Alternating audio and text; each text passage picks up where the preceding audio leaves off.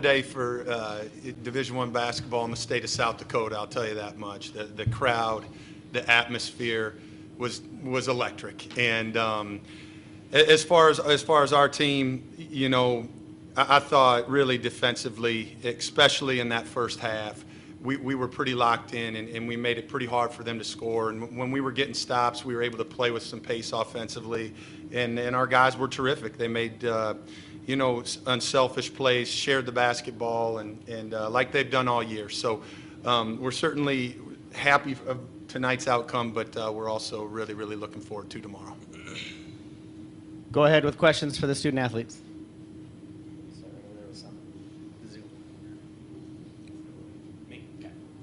Matt Zimmer, Argus leader. Baylor, first half offense. Can you guys play any better than that? I don't know. It'll be interesting to see. We've had some good, offensive halves so far this season, and we're definitely locked in, and we just, took what they were giving us, and we took good shots, and I think that's why, we shot so well, because we're a pretty efficient and pretty electric offensive team, and especially when we're getting the shots that we want to get, we're pretty dangerous on the offensive. Yeah, that was huge, and got a little loose in the second half with turnovers, but one turnover in the first half, we'll definitely take that. This question comes from Tim Hill, the Reaching the Summit podcast via Zoom. This is for Zeke. You don't play like a freshman. Where does that calmness and composure come from? I think it's just experience. I got early opportunities early in the year. Coaches put trust in me, so I think it's just my job. Like I've said, in the past, just to take those opportunities, take advantage of them, and that's what I'm going to continue to do. Jacob Von Bergen, Rabbit Rundown. Zeke, was this kind of the atmosphere you envisioned when you came to SDSU? This is the first time you've obviously played in this tournament. Was this kind of what you were expecting when you got recruited here, or what? Speak to this environment. Yeah, for sure. We've had these kind of games at Frost alone, so, but, obviously this crowd is a lot more bigger. But, yeah, in the past, for last year, it wasn't really, they didn't really have crowds, but just knowing that these guys, they're a great program, and they obviously bring out a great community, and the support system is amazing. Sean Bauer, Kello TV. Baylor, last year this was the game that you guys got, beat at the buzzer.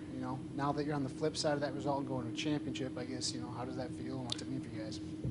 It feels pretty good, not to be going home at this point and, playing another day. And, like Coach Endo said, we were excited and we're happy with how we played tonight. But now it's, turning the page and getting ready for tomorrow. Tanner Castor, Keloland Sports. Baylor, you seem to play at your own pace. Growing up, did you model your game after anyone? Well, I'd say Pistol Pete was the main one growing up. I'm not sure what kind of pace he played at, but not really. And, honestly, it wasn't really till I got to, college where, the coaching staff here was just tremendous working with me, just teaching me more about the game that I didn't even know. And, pace, playing at your own pace, you don't have to be the quickest, the strongest, the fastest. But if you get to your spots and you know where people out are on the court, good things are going to happen. This question comes from Tim Hill, the Reaching the Summit podcast. This is for Baylor. Being a score facilitator, is this a dream situation for you to play with so much open space and so many teammates that you can dish to? Yeah, absolutely. The coaches have a lot of trust and put a lot of trust in me, and I'm grateful for that. And I play with great teammates who are great players themselves, and I wouldn't have the success I have personally if it wasn't for the team. 100%. Zach Borg from Dakota News Now. For both of you guys, obviously tomorrow's everything you've been working for the last year plus. How do you kind of keep it all in check? I know Baylor, you've said one game at a time. This is the big one. How do you guys keep it all in check and win one more? Well, I feel like you got to approach it kind of like you've approached it all year. Obviously, it is a bigger game with the whole season building up to this one game, and this is it. But you kind of have to remain composed, and you can't not do what got you to this point. Our last question right up here. Michael McClure, Argus leader, Baylor. Just from watching South Dakota on film twice, from playing them 3 times, have you noticed any improvements from them throughout the year? Have you noticed anything from them? Yeah, they're a great team, and Coach Lee does a great job with them. They were playing really hot. These last 6-7 games. I think coming tonight they won 6 out of the last 7 or whatnot. They really found their stride and they were playing really well. And I have nothing but respect for those guys. Thanks, fellas. You can head back to the locker room. Thank you.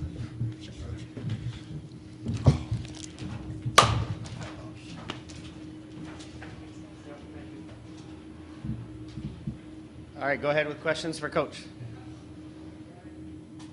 Eric, you commented on it a little bit in your opening statement. Just elaborate a little more. I mean, how impressive was that first half? How would you assess it? Yeah, I mean, we talked a lot last night, and we talked a lot this morning with our team about being the tougher team and being physical, limit them to one shot, and really having discipline on our routes and understanding personnel. And I mean, the guys were really locked in, especially on the defensive end. I thought the energy they played with was terrific. And then when we can get stops and we don't have to take the ball out of the net, it gives us a little bit more pace on the offensive end. We're able to get paint touches a little quicker, and usually good things happen when we do that. And offensively, I mean, I think Baylor said it too. I thought we took really good shots in the first half, and when we do that, we can score. We can score a lot of points. And there have been games in this building where your team at times looked like maybe the crowd had a negative effect on them, that they squeezed the ball a little too tight, looked stressed out. Maybe even last night or Saturday night a little bit. Tonight, I mean, it looked like they really fed off the crowd. Did you do something different? Did you see anything different? Because it seemed like you thrived off that from the get-go. We talk a lot about in our programs freedom and confidence, and we believe in our guys. When you work your tail off, and I know everybody works hard, so I'm not saying we're the hardest workers or anything like that, but they put so much time in, and they believe in each other, and it's our philosophy to let them play confident and let them play free and let them hoop. And I think it's an enjoyable way to play. I think when you get in situations like this, then hopefully you're not as tight. And obviously the crowd was terrific, and we're excited for tomorrow. But the crowd was terrific Saturday, too. Was Yeah. there anything different tonight? Not really, to be honest with you. I thought we were a little bit more engaged, defensively especially. And when we're engaged on that end of the floor, I mean, we're a good basketball team when we do that. This question comes from Tim Hill of the Reaching the Summit podcast via Zoom. You have 5-6 guys that can score 20 points any given night, but yet your guys continuously play unselfish. How do you balance that so well as a coach? Well, I mean, it's our guys. I mean, it's the selfless attitude of our players at the end of the day. And they celebrate each other's successes more than their own.